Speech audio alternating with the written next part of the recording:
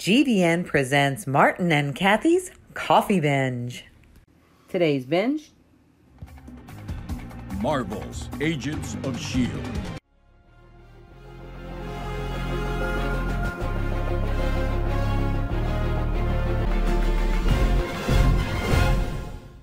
Welcome once again to another edition of Martin and Kathy's Coffee Binge. I'm Martin. And I'm Kathy. And we're mixed up again. I hate this. What? Okay, let me just say, folks out there, I don't like it when it's turned around. But hey, let me tell you why I don't mind it. Because this is Martin and Kathy's Coffee Binge mug. See, we had talked about so this we last can time. have our Java in our mugs. And gotta say, like I said, we don't normally advertise things, but we got these from Got Prints. Yeah. Besides the fact it was inexpensive compared to everybody else, they also got it to us a lot faster than I figured we were going to be seeing. They're nice size mugs too. Right. Well, that's because you changed my order to a bigger cup. Yes. So why was that? Because who wants to drink out of a tiny little cup? When you put some coffee in a cup, have some coffee. You know what I'm saying? Yeah. You should be happy. That's about the size of your normal jumbo cups. Well, then I am Actually, happy. it is the size of your normal, as far as the content amount. Well, then that's all good. I'm happy. It's almost 16 ounces. I think it's a 15 ounce mug. That's what I'm talking about. Right. Okay, so as we start every show, and though we've actually kind of already been doing this already, I usually give my lovely wife a chance to talk about whatever she wants to talk about, and apparently we've already started. So the floor is yours, my dear. Well, thank you, darling. Honey pot, sweetie, busy pookum. Go ahead. I'm done. All right. And there's another. Go ahead. You know, I think what I'd like to talk about today is, I don't want to talk about anything. Let's just get on with it. You don't want to talk about anything? You don't have nothing? I just wasted that introduction and you got nothing to say. Well, I got lots to say today, but I'm not really sure how. I'm baffled by the job that I do for a living, where I get paid. Not this job, that's for sure. Ouch. Okay, go ahead. But the job that I do that I get paid for a living is frustrating at best. Well, I already said I would kill doing your job, and I'm not a violent person. I'm not really. I'm more confused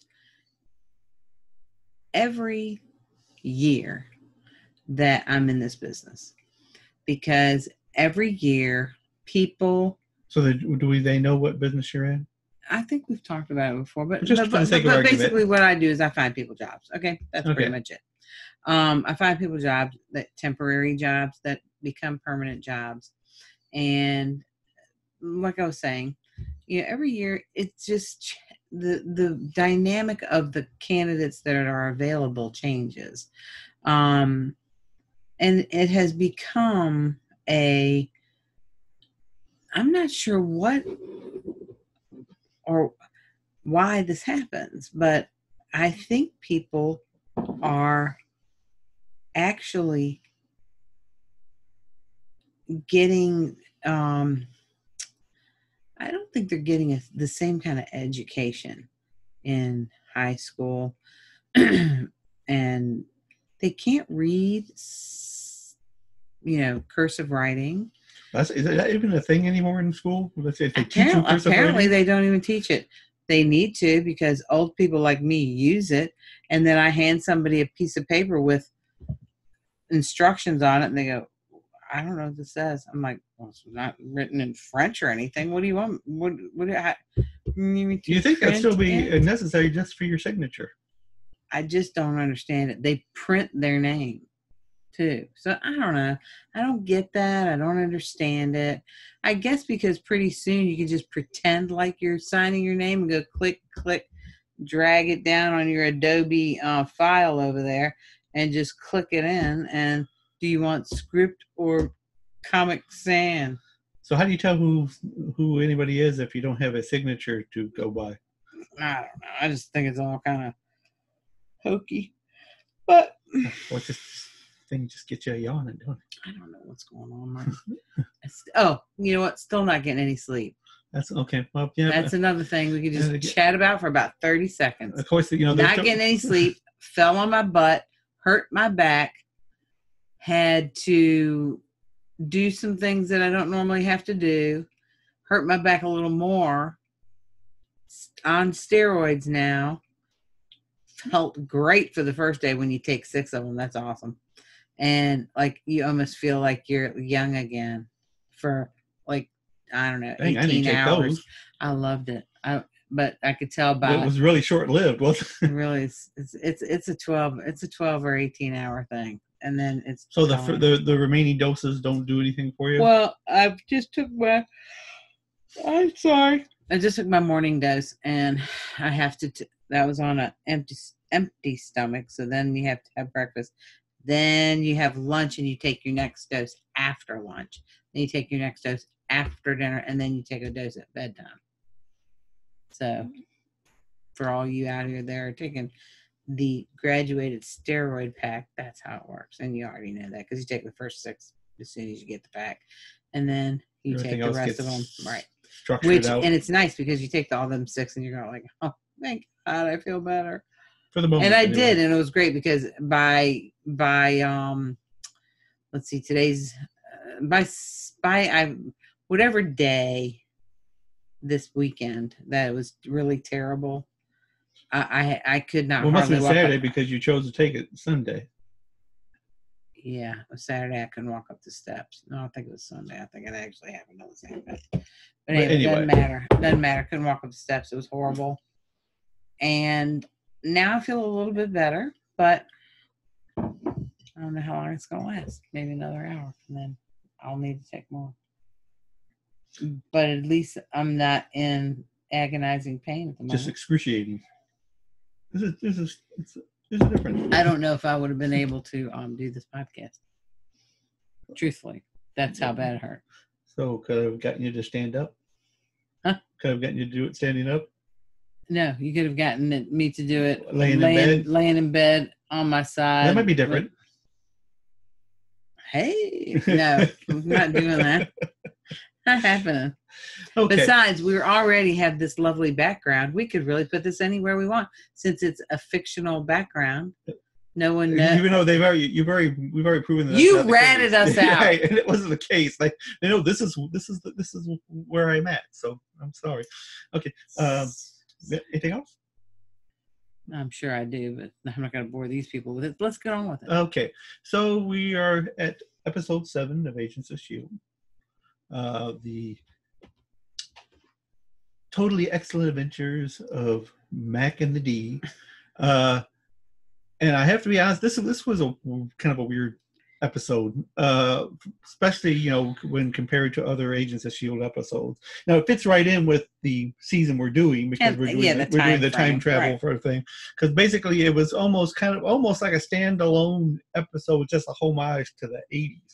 Yeah, I mean, because there was a little bit of correspondence with what else was going on, but they had to kind of give a explanation as to what was going on with Sybil, right, and also what was going on with Mack, which actually and Coulson too. Yes, speaking of which, let me go ahead and do a little bit of house cleaning from the last time. All right, go ahead. Last time when we talked about Mack, we were going under the assumption, and this was mostly my fault, that Mack's parents had died previously. Well, as I checked back into it, they had not. When he went to go visit his brother in season 4, an episode called The Watchdogs, his brother was mad at Mack for not helping him move his parents into a condo. So his parents were not dead; they're still alive. Now he was still living at their parents' house, and he was behind on the mortgage. But it wasn't because his parents had died; his parents were fine. Which explains why Mack took this so hard when his parents got killed. I was trying to figure out why, your parents. I had thought your parents had already died once. Why is this so much harder for you? Because it never happened. So of course it's harder on him. So anyway, so I was wrong about that. So we made that correction. And of course, now Mack is struggling with, the death of his parents, and it's made him a little angry. So he kind of, basically, he kind of jumps at Deke, which part of the thing he jumps at is, of course, he says this is why we shouldn't ever mess with time. It's just a bad idea. Right. But he also said this is, and again, because he's not really thinking clearly, he kind of blamed Deke because he killed Malik. Like that had anything to do with his parents getting killed, which it had absolutely nothing to do with his parents getting killed. No, because all that was in motion prior to. Right. Actually, had they killed Malik when he wanted to, right, when he should have, then it wouldn't have been. That might have changed things. Yeah. But as it was, now, and that's another thing. Let's back up the truck just a second. They start this out with it's like Deke is getting debriefed by May. Right. And they started that out as an opening, and then they basically just threw it aside because they never went back to it after, right? Well, they did. Well, no, they didn't. In the middle. Yeah, they did. They did it at the section where he's talking about doing the musical group. Right. And from that point on, it's just discarded. So I'm not even sure exactly what it was there for. Like I said, and we had discussed, or you had mentioned at the time we were watching it. Well, I thought right, that, and I really thought that was what was going to happen. Right, was that they were telling from Deke's point of view in the beginning and Mack's point of view at the end, which would, I know it's been done, but at least it would have been. I think it might have been more interesting to see what. Well, only because Deke was making himself out to be the Rico Suave hero, quasi man about town. What the hell? Well, basically, Deke was being Deke. Yeah, and also giving the. Mack was all depressed, and I tried to help him out. Well, no, and that being said, like I said, I have to give Deke credit because where Mack basically kind of shut himself off, Deke did everything he could to try to draw him back out. And that's Deke's side of the story, though. Well, in this case, it's the only side of the story because we don't have another. No other side. Right. So maybe we'll hear that the next time. Well, let's assume. I doubt they'll go back to it. So I'm assuming. Let's just go that this was the story there was, and to me, this is not very unusual for Deke. That he, brought him groceries, tried to get him to re-engage, and basically all Mack wanted to do was build models and drink beer. Which and he really didn't even want to build the models that bad. Right. Well, I know. I thought it was funny when the wheel got stuck to his head. So that was me building models.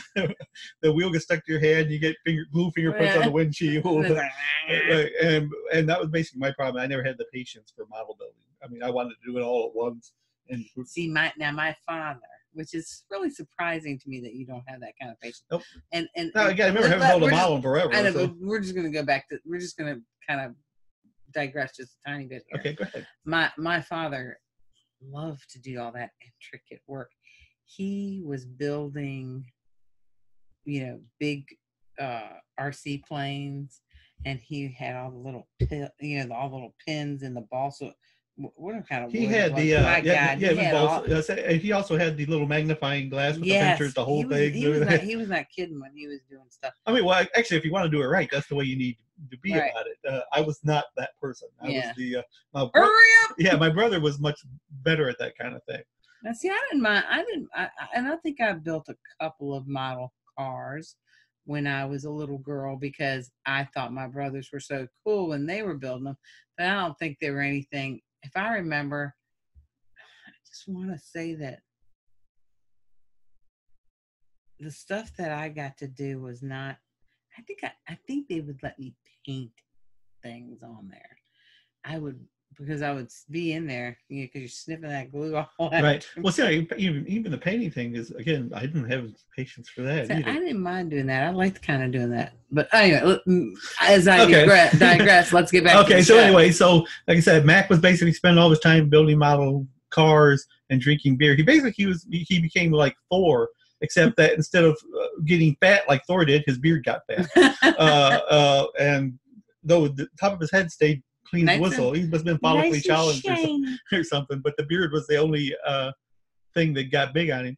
And of course, while he's doing that, like I said, Deke is being Deke, and he starts up a musical group stealing songs from the future to claim that they are his own. Right. And of course, no one knows. As far as I know, he's just putting out all these great songs like "Walk Like an Egyptian" and things. Mm-hmm. And he's surrounding himself by his band, which he's also trying to train into SHIELD agents. Correct. And so he's, they introduce him almost like they do the A-Team, where you got Roxy and Olga and the Chang brothers. The Chang brothers, what I thought was interesting is they said that they were actually just fans of the show, that during their last actual Comic-Con visit as a show, they were the ones who asked the last question to the thing. Right. So I'm not sure how that wrinkled you into a episode, but if I known that, I would have been asking more questions on things like that. But anyway, cause it was kind of fun. And of course, they moved got their base there at the lighthouse. Right. But except they got a hot tub in there and fluorescent lights and crazy stuff like that. So again, to try to draw Mack out, he slips a little flyer under Mack's door that tells him to come to Swayze's. Of course, right. Patrick Swayze, right. It's again another 1980s nod. I'm not sure if they were what exactly which they were doing, Roadhouse or what, because it was a bar. But for whatever reason, they chose to call it Swayze's. And he tells Mack that it's important that he comes, so he does. And of course, the Deke Squad, as his band is called, is performing, and they're doing "Don't You Forget About Me." And of course, he says he wrote the song, and it looked like he had a lot of fun performing. Are you going to take a nap here, or what's going on here? What? You had your eyes closed there. I was just thinking. Oh, I was kind of visualizing. Oh, looks like you're sleeping. And so anyway, so he goes to the bar. And the band performs, and he's sitting there. Mack is not shaking his head because he knows the song. So then afterwards, he says, "Hey, so what'd you think?" He said, "Looks like you're doing exactly what you always do, which is take somebody else's work and claim credit for it." He says, "No," said the band. He said, "I didn't come here just to listen to a cover band." He said, "No, the band is a cover. It's covering us because this is my SHIELD team." And then he introduces his team. And so then he takes Mack back to the lighthouse, and of course it's got the hot tub and everything. And he said that he didn't understand why Mack was, of course, saying, "Hey, this is supposed to be a top secret base, not some party house for you guys." He says, "Well, Coulson didn't mind." Right. He said, "Well, so you mean Coulson's still alive?" So, of course, basically they had saved Coulson's memories almost like in a hard drive and installed it through a VCR and a UHF television. It made him quite like Mack's headroom, where it was just a talking head. But, he was still apparently sentient and everything because he recognized everyone. And, of course, he told Mack he was, it was good to see him. But he also told him later on that Mack shouldn't have tried to isolate himself. He said, you're through the bad times, you need your friends, and you had friends here that would be willing to help you. Right. But he said he also suspected that Sybil was also survived. Right. And he come to find out that Sybil had put herself into the power grid. But she needed someone to help her basically build a body. So she recruited this lonely geek guy, repairman, right, to basically give her a body. It was sort of like Weird Science, except that he didn't make her actual human body. He just made her a Johnny Five short circuit one. And of course, all he was talking about when he made her voice is, "You sound like a real woman. I can't wait to put you to make you real." And she had him so, and I guess again it's because he was so lonely that he ended up bringing her flowers after he put her together and said that matched her eye. Which I think they might have taken that from Knight Rider, because either would go. Yeah. And of course she told him that they will make a great pair, and we come to find out that's kind of the kiss of death. Yeah, from her anyway. Right. So he makes makes her. In the meantime, she's making others.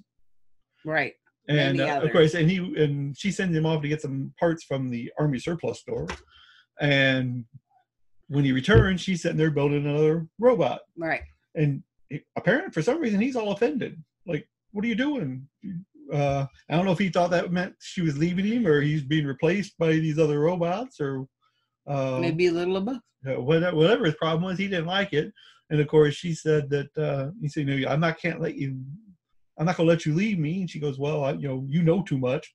So one of the robots comes up and puts a drill through his chest, a whole bunch of blood splatter and everything. Right. Again, kind of the 80s slasher kind of film homage. Right. Ridiculously large amounts of blood. So anyway, so Deke has Mack there at the lighthouse, and he wants to show him what his team can do. So he says, so I designed this training run called the Gauntlet.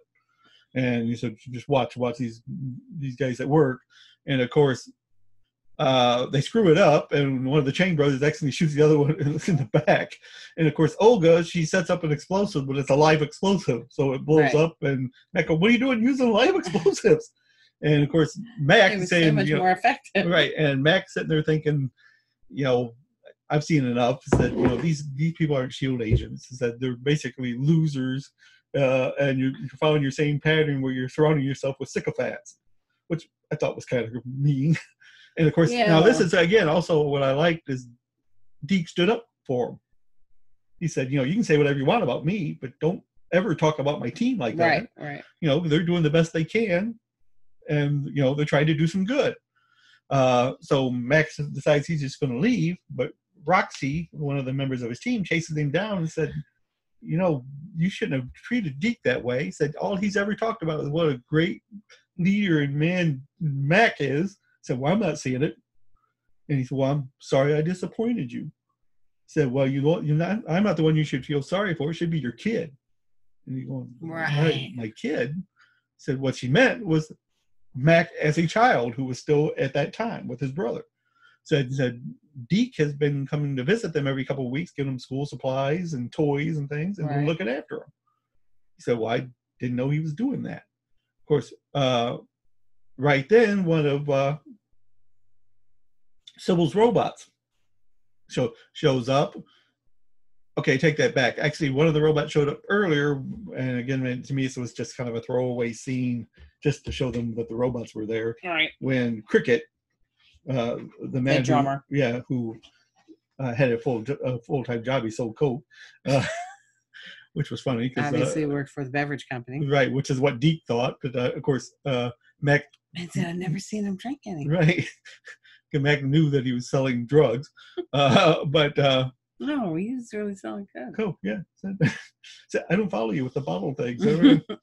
So anyway, he's in his room with a girl, and they hear something outside, so they step outside the room, and another robot's there with a saw blade as an arm. Right. And he's sitting there telling him that, can you help me? I'm lost. And the woman's going, oh, you're so cute. And of course, Cricket's going, I'm a dumb robot. And he said, you should not patronize me, and runs the saw through him. And of course, more splattered blood and everything. That was awesome. Okay, all over the girl. All and the stuff you want to do when people are smart. Right. So anyway, so that robot attacks him. So then, when Roxy and Mack are talking, another robot shows up. And of course, Mack, this one has a machine gun. Right. So Mack grabs Roxy, and they dive off into a side room, and the robot goes by him. So she's asking us, okay, have you ever I swear it looks like you're sleeping. I'm listening. Your head's going down an awful lot. I'm just saying. I'm not sleeping. Okay. I'm listening. You sound like me when you say that. No. No. When you're sleeping, and I go, "Are you sleeping?" You sound like a drunk getting up from a nap. Not true. You do. You sound like. Okay, so getting back to the killer bloody robots. Well, don't talk about me. Okay, so when I'm just sitting here looking down. Okay, so anyway, in the room while Mack and Roxy are hiding, she asked him, so have you branded these robots before? He said, yeah, they killed my parents. And then he kind of, you might as well have like a spotlight on him saying, somehow, someday, somebody's going to pay. And she's sitting there staring at him going, you mean the robots? I said, yeah, the robots. Yeah, that's it. Right. So anyway, in the meantime, this robot that was looking for Mack and them comes across Deke. And right before then, Deke is apologizing to the Changs and them, saying, man, I'm sorry you had to hear all that. And of course, they're trying to tell Deke that, hey, we don't need Mack. He said, it's all right. So no, we really do need you. Right. And of course, this is when the girl comes running up with blood all over her, saying that this robot's killed Cricket. Well, who would kill Cricket? He's a saint. And of course, then the girl gets snatched back behind the wall where you can't see it, and then a whole bunch more blood splatter comes out. And of course, the robot comes rolling around the corner with the same, "Oh, I'm lost. Can you help me?" Yeah. One of the chains goes, "I think it might be a trick." So, yeah, I'd say it was a trick. Think? Do you think? So of course, right. You missed my dramatic. Do you think? Well, that's really good, dear. Thanks, honey. Okay, good. I was going to be an actress. Yes. Like you say, just then I said, find people jobs instead. yeah, and take naps. Okay. So Olga decides she's going to take on the robot with the saw blade, and of course she gets apparently wounded, not killed or anything. And Deacon, yeah, that's because she's tough. Right. Well, she's a tough girl. Right. Well, and she seems to be the first one to jump into a fight. Yeah. So, and of course, now Deaker them are preparing to get Sawblade, and Mack and Roxy show up and take out the robot. So, yeah. So he apologizes to Deke basically for leaving him defend alone, and he says that I'd like to help you guys if you'll let me. So they all smile, and it's all kumbaya all around. All right. And in the meantime, they need to finish taking out the robots.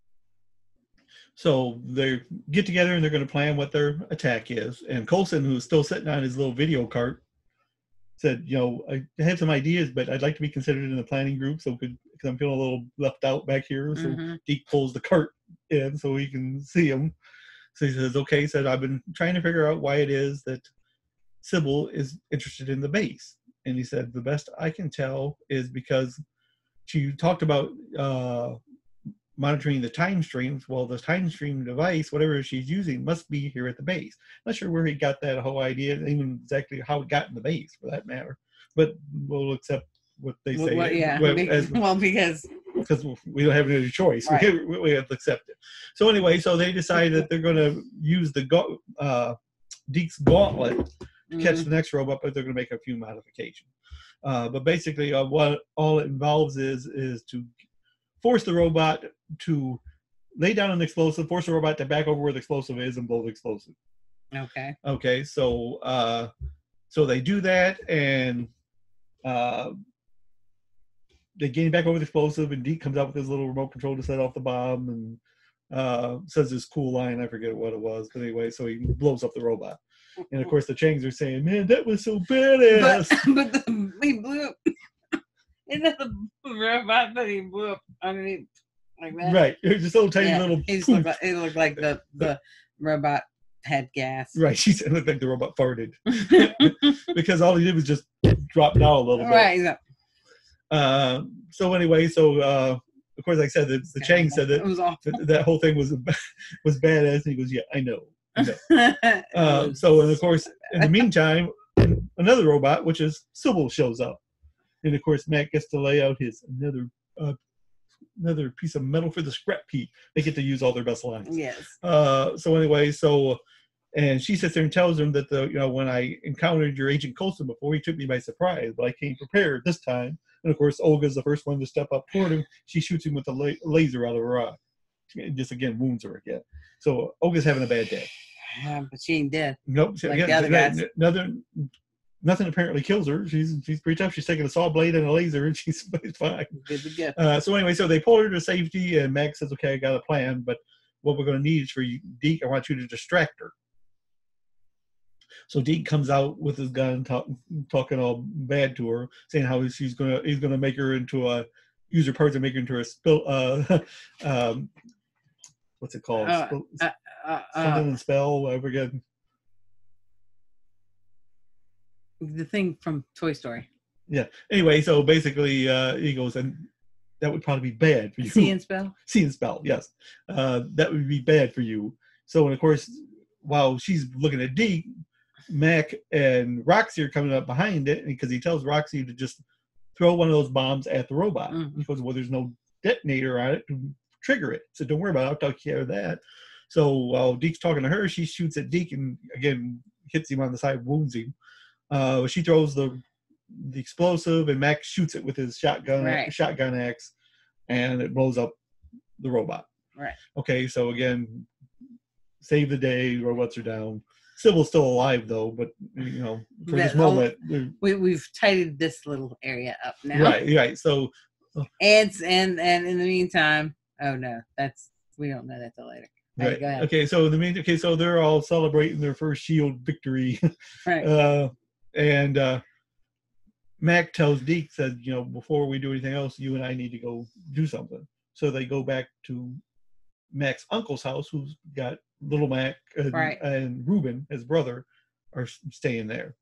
And basically Mack's just asking, so how are they, because Deke's been visiting them, so how have they been doing? Said, it's been hard, they lost their parents, but they're doing pretty well. And he notices that his uncle's got a nicer car that he had. Said, it's a nicer car than I remember. And basically Deke must have got him another car, or said, hey, isn't that strange? So said, okay. Said, so Mack has a model car he wants to give his younger self. Right.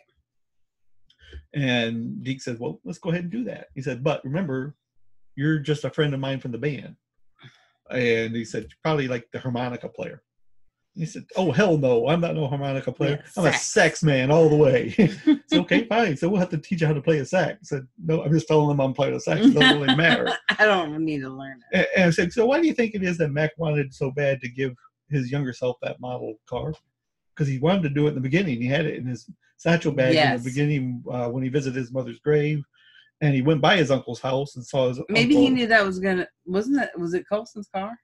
No. Well, the model, actually it was kind of like Colson's car, Maybe that's why. Because he wanted them to, when it came time, when he'd meet him in the future, he'd know everything about that car, maybe. I don't know. I don't know. I kind of took it as basically for him trying to make sure that his younger self still steered toward mechanics. Yeah. And a love of cars.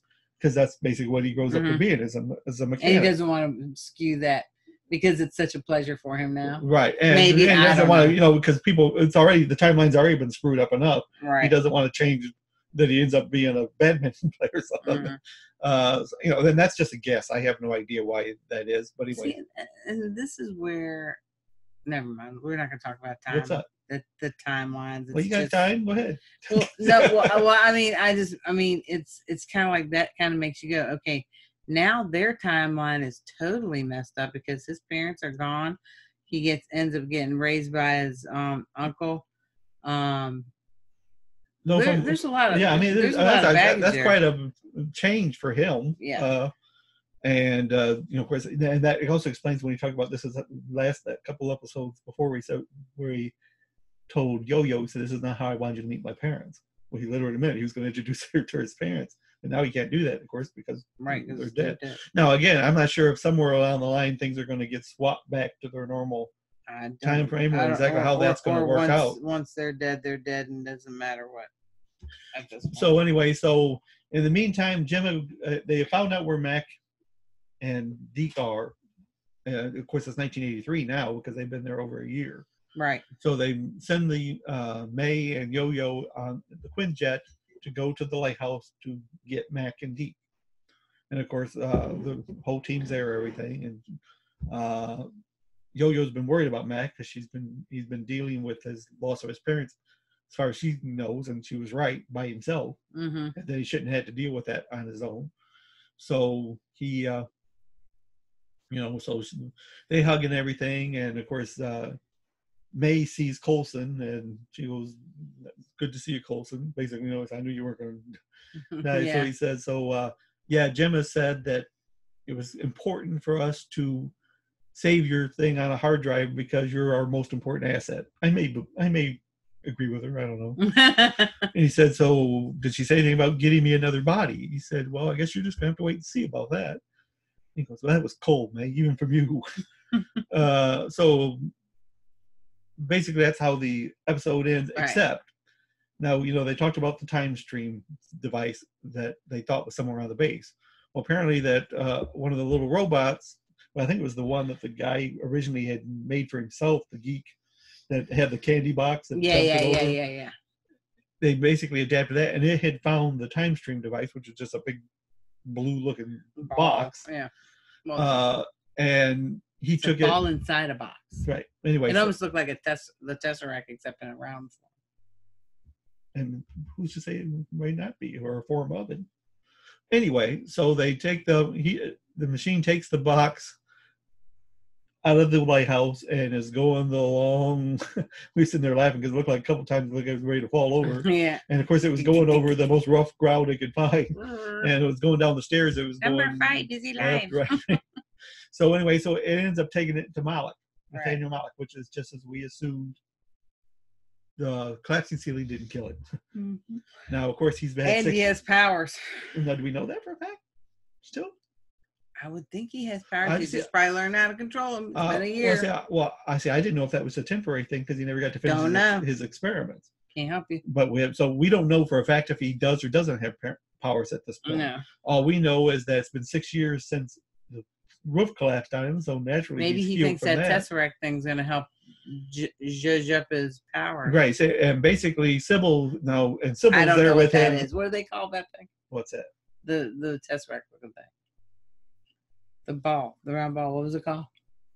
That was just one of the glowing stones. The glowing ball that the robot took back to them. Oh, it's just a time stream device. Never mind, time stream device. Sorry. Yeah, that's okay. Anyway, so we don't even know what it really is, and actually why it was in the lighthouse, for that matter.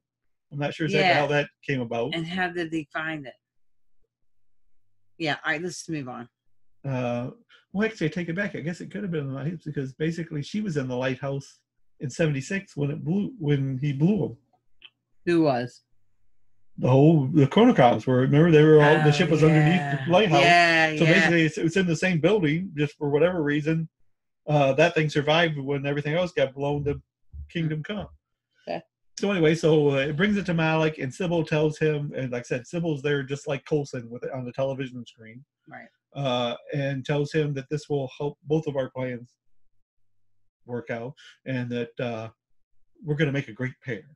Last time she said that to a guy, he got drilled. Yeah. So drilled, and that doesn't mean that she asked him a lot of questions. Right. It means that they took a drill and put it in his right. chest. So if I'm a Mack, you should be a little concerned about that. So anyway, so that's where the episode ended. Like I said, it was a different kind of episode. It was. And we talked about this, and I still think it's a fact. So it wasn't necessarily one of my favorite episodes. No. I say it was fun. It was, like I said, and fitting the whole time travel scheme. It made sense. But if someone were to ask me, okay, which episode? I've never seen Agents of S.H.I.E.L.D. What episode should I watch? I wouldn't tell them to watch that one. It would be this one. Well, because it wasn't all in. It certainly wasn't encompassing of what it was going on with them in a bigger picture. Right. I mean, like I said, just for a few small things, it really wasn't. It was really more of just some like fun you said, time, the homage to the 1980s. Right. It was a fun little thing. And it was fun. Right. I enjoyed a lot of all the references. Right. So between, Short Circuit and all that stuff. So Knight Rider. If you take it like that, it was fine. But to me, it wasn't the best of Agents of S.H.I.E.L.D. Well, it was hokey. And it was hokey because it was just like Hokey's 80s action TV shows. Right. And that was the thing. So if you were to watch that, and I would tell you to watch this is Agents of S.H.I.E.L.D., all you would think is, man, their dialogue is really stupid.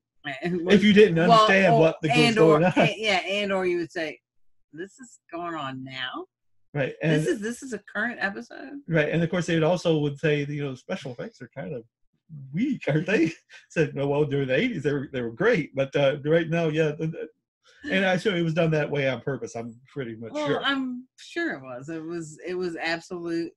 Even, I mean, everything was an homage to the 80s in that. Right, which is the hokey way people dressed. I mean, the songs. Right. The eyeliner. And yeah. I mean, it was all. I am in the 80s. Deal with it. Right. Now, and speaking of which, and they're trying to also fit in where they are. So. The whole, But here's the thing about here's the thing about Deke and Mack played their parts so perfectly.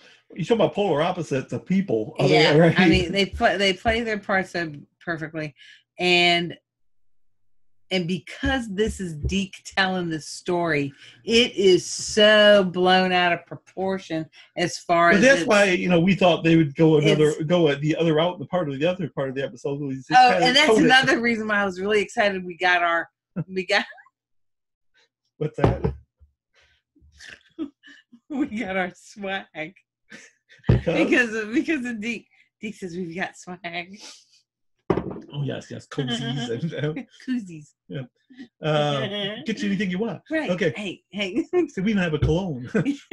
It's called the smell of defeat. I don't think that's what it's called. Anyway, not that it matters. Okay, so and again, they said the whole splatter thing. Oh. What? Yeah, go ahead. Okay. Splatter. No, the whole splatter thing, of course. In season 4, they had made mention of the movie Chopping Mall. Right. Yo-Yo and Mack had discussed it when they were talking about robot movies. Right. And then in the framework, apparently, Mack and his daughter Hope, it was one of her favorites. She wanted to watch it all the time. Right. So it's not like they've never talked about this movie. So anyway, this last episode, the people who created Chopping Mall seemed like they were a little upset because they thought they were copying their movie. But no, we're not. I mean, we talked about your movie in the past. This is just another homage, basically, to your movie. We're basically telling you we liked your movie, even though it was silly and for that time of year. But I'm not sure. It was a serious production, right? And you were making fun of it. Yeah, and which is funny. Like I said, when the whole episode is a whole special effect. All I kept thinking it was like Adam Goldberg from the Goldbergs, where he's doing his little film. Right. It's a 1980 something. Right.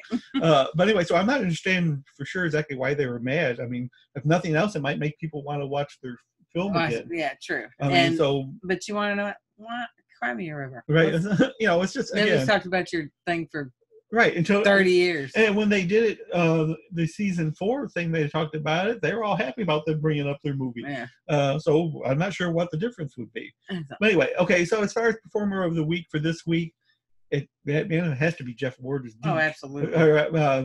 Because he was the he was pretty much the centerpiece of the thing with him and Mack. But Mack was more Mack, and besides Mack won it last week, so I share the wealth, dude. Yeah. Okay, so and you can tell Jeff Ward had a lot of fun. Oh yeah, for sure. Because he could act just as about as goofy as he wanted to. Right, and of course, if you ever see him in the Q&A, he's goofy anyway. So that was right up his alley. Yeah. And he did a great job with that. So basically, where we're at now, I'm assuming we're going to get back to the serious business of the Chronocom. Well, obviously, because at the end of this episode, they discussed Malek's son got a hold of the Tesseract thing. The time stream? Time stream. They got hold of the time stream device. Which is bad because how did he get, okay, this is what I'm asking you. Okay, ask me. See, I'm feeling like somehow or another that maybe that's where Fitz is. Fitz has that time stream device. Well, they got somewhere where they're able to watch the Chronocoms without the Chronocoms knowing they're watching them. And I'm wondering if maybe this whole thing happened for a reason right now, because Sybil got the time stream device, and of course she had it before, so now now she lost it. Now I'm wondering if she ends up getting it. Now she's got it back. Now did they travel in time to get it back from her? And the only reason we would know, and is that why they went to 1982? Is that why did they have to drop them off there for a reason? Well, I know that has to be the case. I mean, they don't generally go to a time period for no reason. Usually there's a reason. Yeah, but they were only there for a second, and was it that only reason they were there for a second was so they could drop off Deacon? Right, which Mack? makes you wonder where the Zephyr went right after they dropped them off. Did they go do something else? Oh yeah. Of course, we didn't find out because they didn't say. So right. So in the meantime, like I said, so again, Yo-Yo still has her problems. She still can't access her powers. May still got her problems. So to me, it sounds like she's kind of loosening up some. Maybe. But we do know from the preview of next week, Zhang is involved. Yeah. And apparently she's maybe going to be able to help Yo-Yo with her issues. Now we don't know exactly where Zhang is because she got a little crazy toward in the regular time frame. If this is before then or after then. I would think that this was before Shield went there. Right. Later. Yeah. Yeah, I'm assuming, but and of course, as you said, we still got no fits, and we're running out of time. And you know what? I'm starting to not care. Oh, he's just exceeded your. No, I'm doing this as a trick. Because if I pretend like I don't care, then they'll have to bring him back because it's like, well, now they don't care. So, because everybody's wondering about what I think. I knew it. I knew it. I knew it all along. I don't care about Fitz now. So that he makes no difference to me. So that will naturally make him reappear. Yes.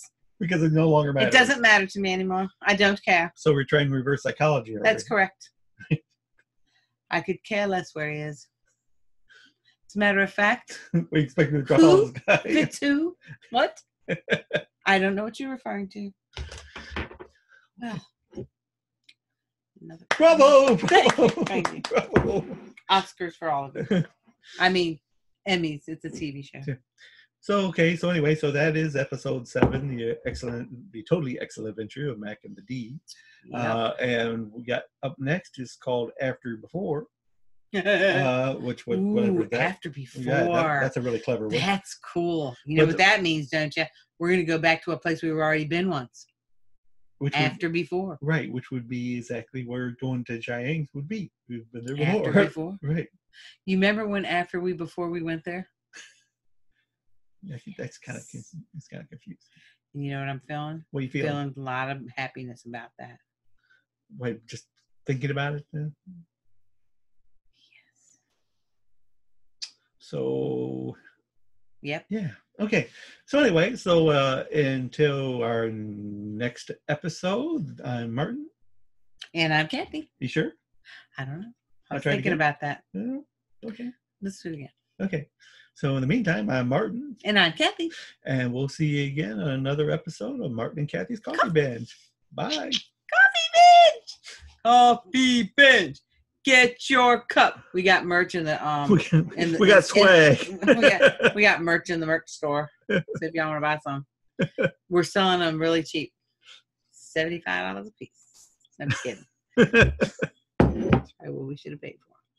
No, it's not what we should have paid for them. We should have paid $1 for them because that's about what they're worth. But hey, we got this is a big mug. It's 15 ounces, baby. 15 ounces of Java. Keep us going. I look like now that as you mentioned, I kind of look like The Walking Dead there. He does. A little pale. Look at him. Yeah, a little pale. I need to add a little color. I look good. Yeah, you look good. I look good. I don't look anywhere near like that, but you know what? I don't look like that. Oh, okay. Bye. Bye. It's been our pleasure to present to you GVN's Martin and Kathy's Coffee Binge. We'll see you next time.